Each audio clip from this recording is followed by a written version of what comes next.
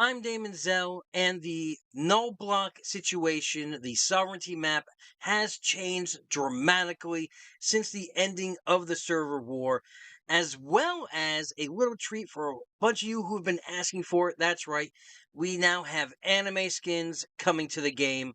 Let's talk about it.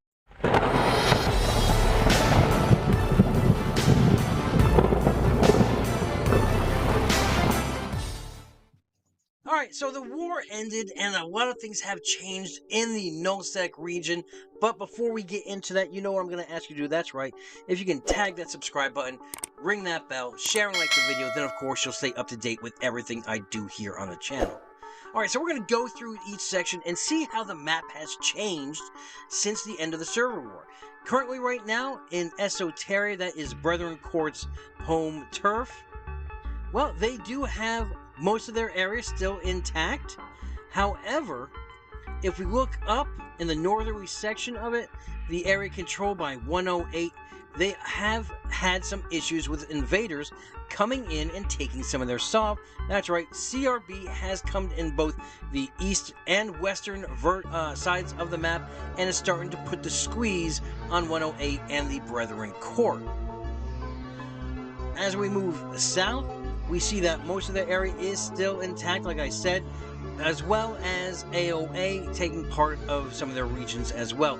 If we move over to Phaeabolus, just zoom this map up here, alright, we have Brethren Court controlling the southern side of it, but moving straight on up, it does move straight into AOA, originally held territory from pre-Genesis implosion. As we go east across Fae, moving towards Omsk, we do see not only AOA, but NEEC, EXDS, part of that entire huge coalition. They did take a lot of this area. I mean, they held a lot of this area before, but also was able to get a lot of this area due to the merging of a lot of those plus 8 communities into AOA, SOS, ZRQ.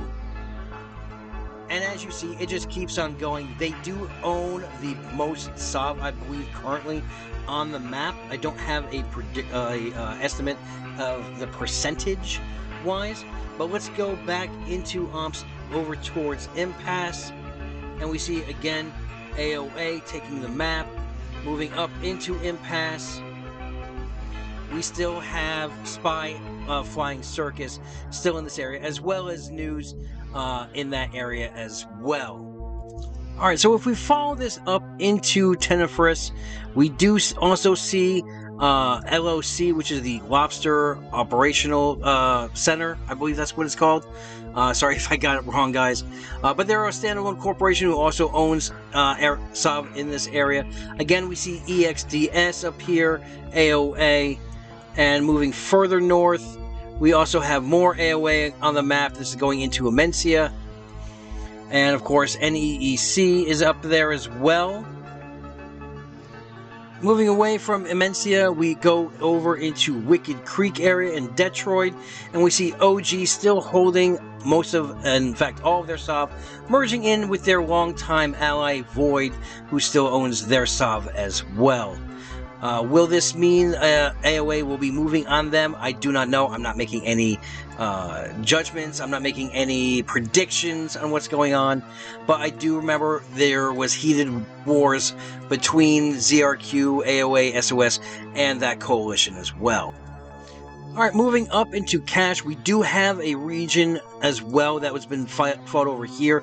We have the neutral ESCA, which still holds a lot of their sov with their, I believe that's their ally Void, along with them. But there has been some issues up in Cache, if I recall. Actually, the area I'm thinking of is Ketch. Ketch is the one that's having issues, which was originally owned by AAA Ad Astra. Let's see if we can find Ketch here on the map, because there it is. Alright, if we move up into Ketch, there's some fighting going on there. And we had AAA Ad Astra, but Meow has been actually moving into that area, taking back some of their the sov that they basically said that they held before the war, and that was bought from out from underneath them. We also have a lot of Sov out here owned by Sino. As we move further south into Ketch, we also see some more of the Meow taken Sov within Ketch. Obviously, Providence is remaining the same. There's nothing really going on in Providence. Nothing to see here. Please move it along. But there's also been a huge movement in Fountain, where Meow has actually pushed out not only Myth, but also Wolf, who they are now pushing out as well.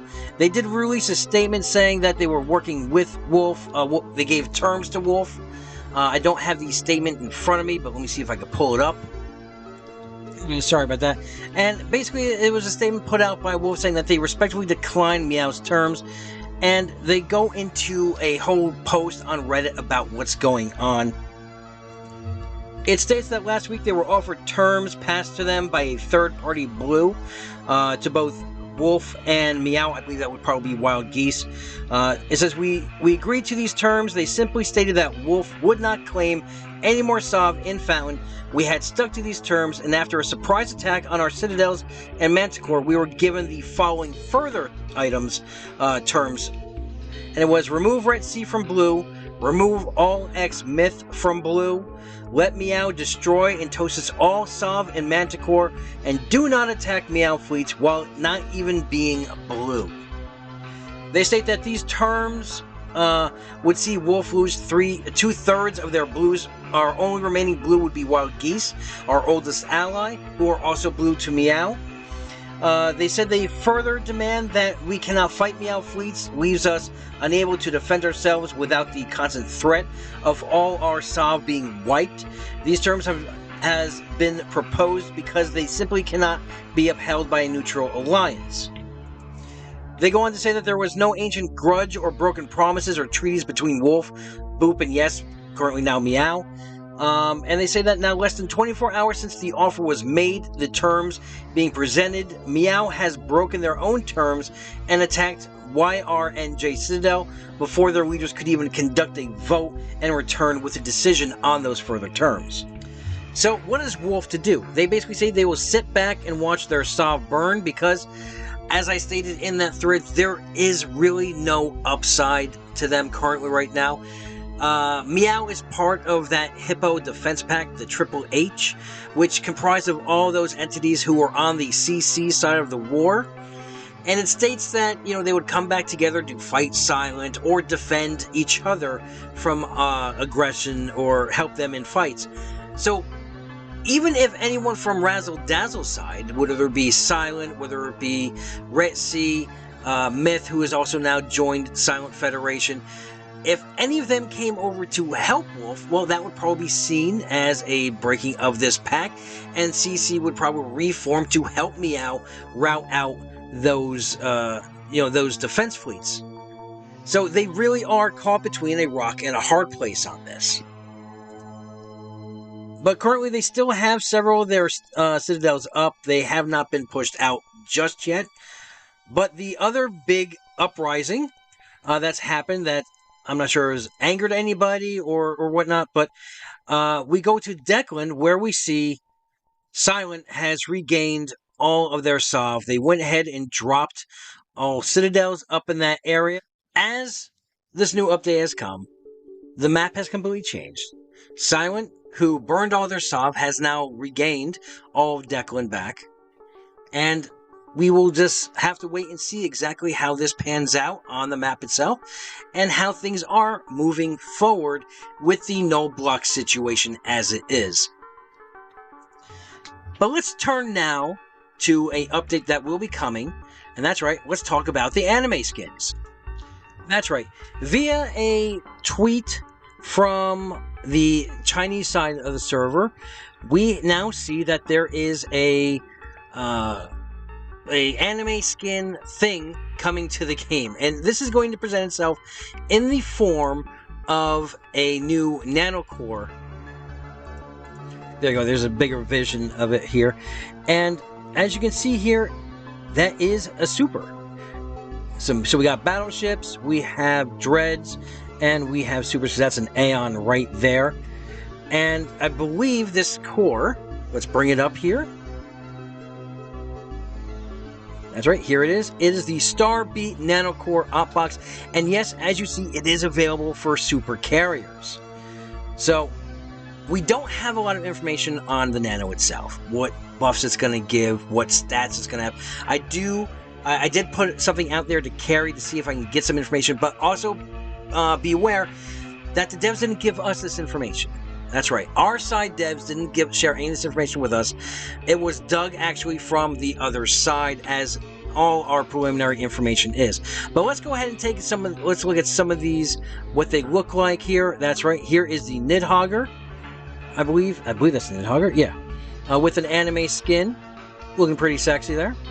We have a Revelation right here with the new anime skin. And there you go. There is the Nyx currently right there. Is that Nyx? Yeah. Yeah, that's the Nyx. That's not the Thanatos.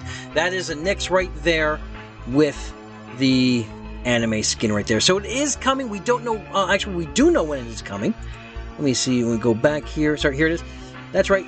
June 22nd is when these skins will be making an appearance in the game through that Starbeat Nanocore. And like I said, I don't know much other information about that Nanocore.